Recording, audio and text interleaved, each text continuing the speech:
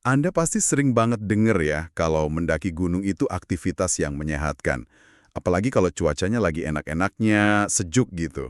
Betul sekali. Tapi, sumber yang mau kita bedah kali ini catatan dari seorang dokter UGD dengan pengalaman, wow, 40 tahun, ini ngasih kita semacam reality check gitu. Hmm, Dokter ini cerita, dia sering banget lihat pasien lansia, bahkan yang kelihatannya tuh bugar banget, tiba-tiba masuk UGD cuma gara-gara satu kali pendakian. betul. Jadi misi kita kali ini sebetulnya bukan buat nakut-nakutin Anda ya, tapi lebih ke membongkar misterinya. Kita akan coba gali 3 resiko tersembunyi yang sering banget diabaikan sama pendaki usia di atas 60 tahun. Oke, Ini bukan soal stamina loh ya, tapi soal sistem operasi tubuh kita yang diam-diam udah berubah. Kita akan lihat kasus-kasus nyata yang bikin kita mikir, dan yang paling penting, kita susun panduan praktis supaya Anda atau mungkin orang tua Anda bisa tetap menikmati alam dengan aman. jadi tujuannya membekali dengan pengetahuan bukan ketakutan ya? Tepat sekali. Oke, mari kita bongkar ini. Ada satu kalimat yang kata dokter ini paling sering diucapkan pasiennya pas udah terbaring di ranjang UGD. Apa itu? Saya pikir tidak apa-apa. Nah, ternyata di usia senja, pemikiran kayaknya saya masih kuat itu justru yang paling berbahaya. Jadi, apa sih sebenarnya jebakan Batman yang sering gak disadari ini? Oke, jadi berdasarkan catatan dokter ini, ada 3 hal yang jadi biang keladinya. Pertama, beban kardiovaskuler. Oke, jantung ya. Betul, ini soal jantung dan pembuluh darah. Kedua, cedera sendi yang nggak terduga. Dan yang ketiga, ini yang paling licik, namanya dehidrasi senyap. Dehidrasi senyap? Iya, dan yang paling mengejutkan dari catatan dokter ini, bukan apa risikonya, tapi mengapa itu terjadi. Ini bukan sekedar soal, makin tua makin lemah, bukan itu, tapi soal sistem internal kita yang cara kerjanya udah beda, gitu. Oke, menarik. Kita bahas satu-satu deh. Beban kardiovaskuler. Biasanya kan kita mikir, ya wajar, nanjak capek, jantung kerja keras. Tapi katanya ada faktor lain yang lebih tersembunyi ya? Tepat. Tanjakan itu sudah pasti, tapi jebakannya ada di cuaca. Misalnya nih, di musim semi atau pagi yang sejuk, tapi siangnya jadi panas. Oh, perubahan suhu itu ya? Nah, saat suhu naik, tubuh kita secara alami akan melebarkan pembuluh darah. Untuk mendinginkan diri, coba deh bayangkan pembuluh darah itu kayak selang air. Di cuaca panas, selangnya tiba-tiba jadi lebih besar dan lebih longgar. Oh, saya ngerti. Kalau selangnya lebih besar, berarti tekanan air di dalamnya jadi turun drastis kan? Persis. Tekanan darah Anda bisa tiba-tiba turun. Nah, jantung harus kerja ekstra keras buat mompa darah ke seluruh tubuh, terutama ke otak, dengan selang yang lebih longgar ini. Wow. Ditambah lagi Anda sedang mendaki ke tempat lebih tinggi, di mana oksigen lebih tipis. Ini kombinasi yang bikin jantung kewalahan. Makanya gejalanya seringkali pusing mendadak, atau jantung berdebar kencang, bahkan di tanjakan yang nggak terlalu curam. Wah, jadi masalah jantung ini bukan cuma soal tanjakan, tapi juga soal cuaca ya? Itu nggak kepikiran sama sekali sih. Nah, selain jantung, sumber ini menyebutkan soal sendi juga kan? Katanya justru pas turun itu yang bahaya. Kenapa gitu? Benar sekali. Ini jebakan kedua, cedera sendi, terutama lutut. Semua orang fokusnya sama energi yang dibutuhin buat naik, padahal bahaya terbesarnya justru saat turun. Oh ya, Coba bayangkan, setelah mungkin beberapa bulan kurang aktif, otot dan sendi kita itu ibarat mesin yang lama nggak dipakai. Tiba-tiba kita ajak kerja keras. Nah, saat turun, setiap langkah itu memberikan beban hentakan ke lutut yang besarnya bisa seberapa besar? 3-5 kali lipat dari berat badan Anda. Hah, 3 sampai 5 kali lipat? Nggak heran kalau sakit. Betul, otot paha bagian depan itu kerja keras buat ngerem laju tubuh.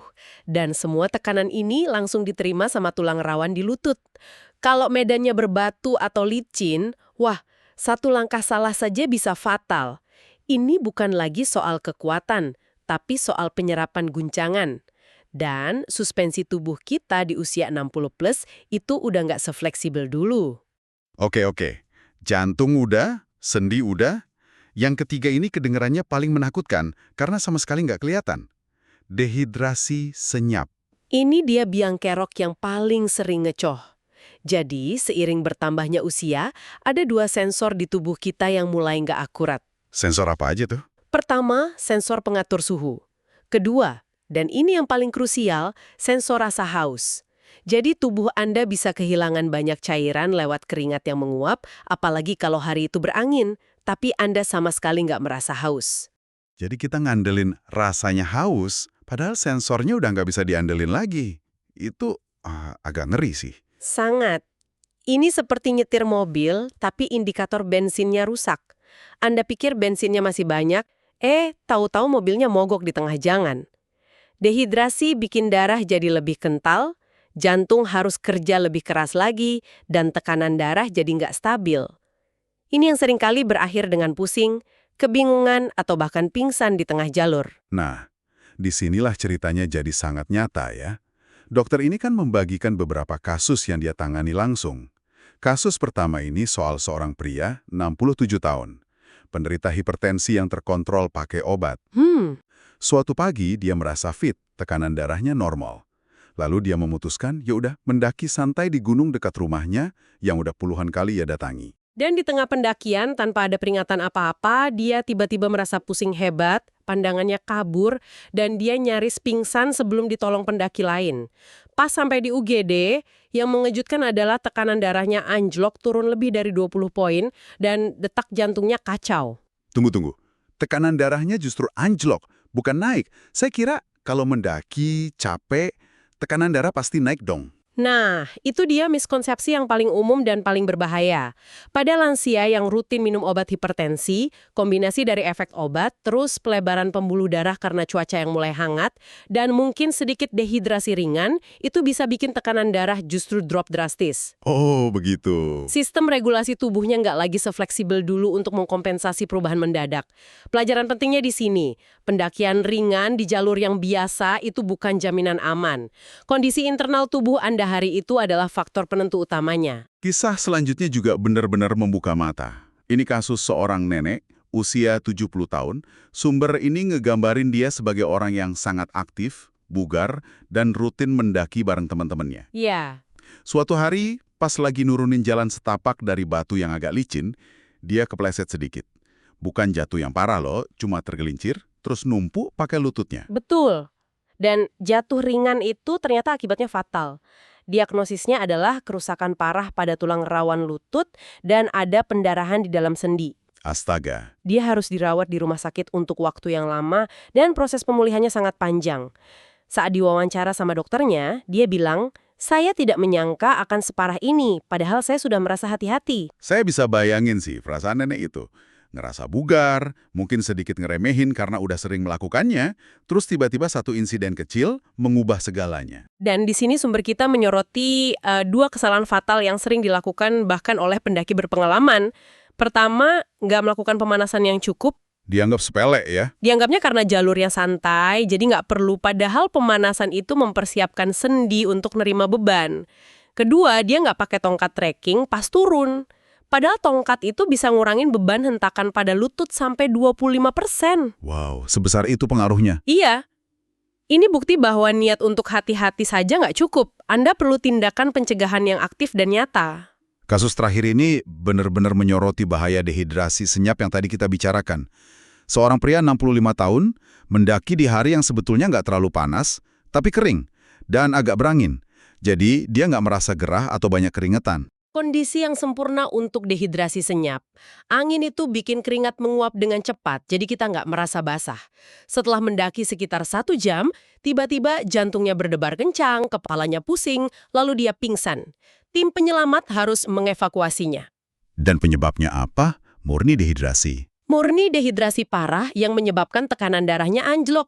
Saat ditanya, ternyata dia cuma minum secangkir kopi sebelum berangkat dan nggak minum setetes air pun selama mendaki. Ya ampun. Dan pengakuannya ini adalah inti dari bahaya dehidrasi senyap itu. Dia bilang, "Saya tidak haus, jadi saya pikir saya baik-baik saja." Astaga. Dan dia minum kopi, yang justru narik cairan keluar dari tubuh kan? Tepat sekali. Kopi itu kan sifatnya diuretik. Jadi dia memulai pendakian dalam kondisi minus cairan, lalu nggak mengisinya sama sekali, karena sensor hausnya nggak berfungsi. Ini resep bencana yang sempurna. Kasus ini jadi pengingat paling keras, di atas usia 60, Anda nggak bisa lagi percaya pada rasa haus Anda. Anda harus minum berdasarkan jadwal, bukan perasaan. Jadi apa artinya semua ini bagi Anda yang mendengarkan? Setelah ngelihat semua kasus yang, ya ampun mengerikan ini, apa solusinya? Syukurlah dokter ini ngerangkum semuanya jadi beberapa aturan yang sangat jelas dan praktis. Kita mulai dari 3 hal yang wajib dihindari. Betul, ini adalah 3 larangan keras. Pertama, jangan pernah mendaki dengan perut kosong. Ini kayak nyoba nyalain mobil tanpa bensin. Gula darah bisa anjlok, nyebabin pusing, lemas, bahkan pingsan. Risikonya berlipat ganda bagi penderita diabetes atau hipertensi. Kondisi tubuh. Tepat, tubuh kita butuh waktu lebih lama untuk pulih setelah usia 60. Dokter ini menyarankan, lupakan dulu deh soal naklukin puncak tertinggi. Pilih jalur kategori pemula yang bisa ditempuh pulang pergi dalam 2-3 jam.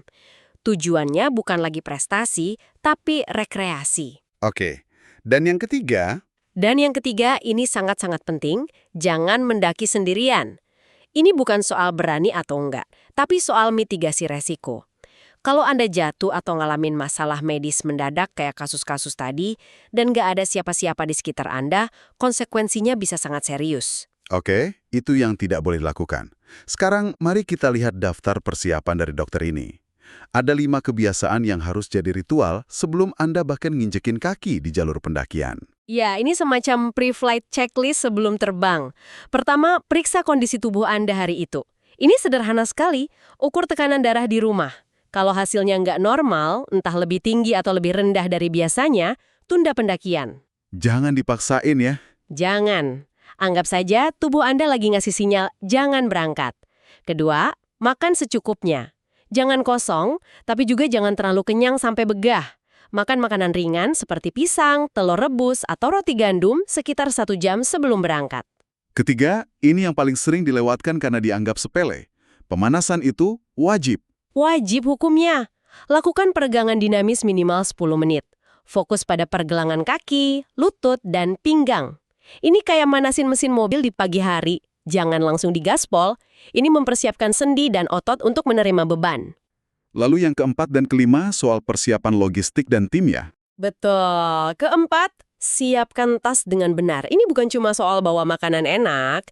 Yang vital adalah air minum yang cukup, lebih baik lebih daripada kurang, camilan darurat, obat-obatan pribadi, dan pastikan ponsel Anda baterainya penuh. Tongkat trekking juga. Nah, itu dia. Sumber ini menekankan berkali-kali. Tongkat trekking itu bukan buat gaya-gayaan, itu alat keselamatan.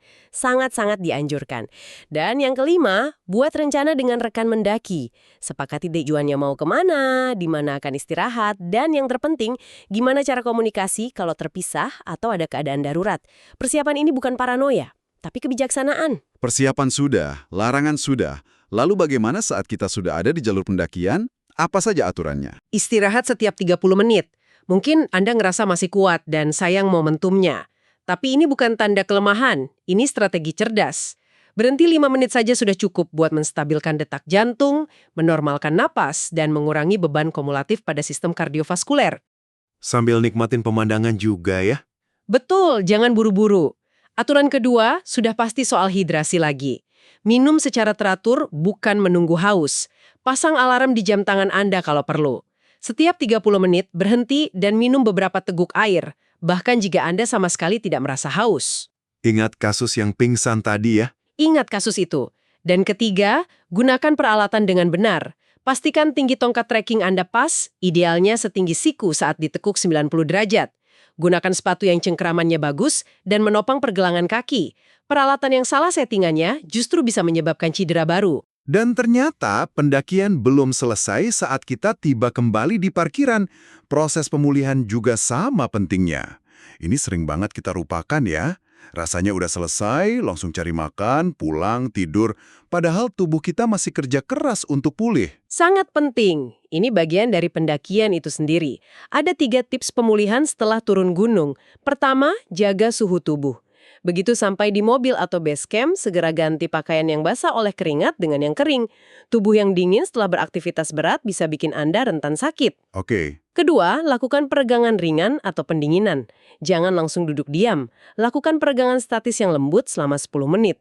Fokus ke otot paha, betis, dan punggung bawah. Ini sangat membantu ngurangin pegal dan kaku otot keesokan harinya. Dan yang terakhir, soal observasi diri sendiri ya. Betul. Tips ketiga adalah amati kondisi tubuh keesokan harinya. Normal kalau merasa sedikit pegal, tapi kalau ada rasa sakit yang tajam di sendi, pusing yang nggak hilang, atau sesak napas, jangan anggap sepele dengan mikir, ini cuma karena kecapean. Jangan ragu untuk segera periksa ke dokter. Lebih baik terlalu hati-hati daripada terlambat. Jadi, kalau kita tarik benang merahnya nih, inti dari semua ini bukanlah larangan untuk berhenti mendaki ya, sama sekali bukan. Bukan sama sekali. Melainkan sebuah ajakan untuk mengubah cara Anda mendaki setelah memasuki usia 60-an. Fokusnya bukan lagi soal kecepatan atau jarak, tapi tentang sinkronisasi antara keinginan dan kondisi tubuh Anda saat ini. Tepat sekali. Sumber ini menekankan sebuah perubahan pola pikir yang fundamental. Anggaplah mendaki di usia senja bukan lagi sebagai ajang latihan fisik yang berat, tapi sebagai cara untuk mencari keseimbangan, ketenangan, dan koneksi dengan alam. Jadi lebih menikmati prosesnya ya? Betul, berjalan lebih perlahan, lebih sering berhenti untuk menikmati pemandangan, mendengarkan suara alam, dan melakukannya bersama orang yang Anda sayangi. Esensinya bergeser dari penaklukan menjadi perayaan. Dokter ini menyoroti pentingnya kebersamaan, bukan cuma untuk alasan sosial, tapi yang utama justru untuk alasan keamanan. Ini memunculkan satu pertanyaan reflektif nih untuk Anda renungkan. Jika prinsip sesuaikan aktivitasnya, jangan tinggalkan sama sekali, ini bisa kita terapkan pada hobi fisik seperti mendaki, bagaimana Anda bisa menerapkan kebijaksanaan yang sama pada minat atau hasrat lain dalam hidup seiring tubuh dan keadaan Anda yang terus berubah.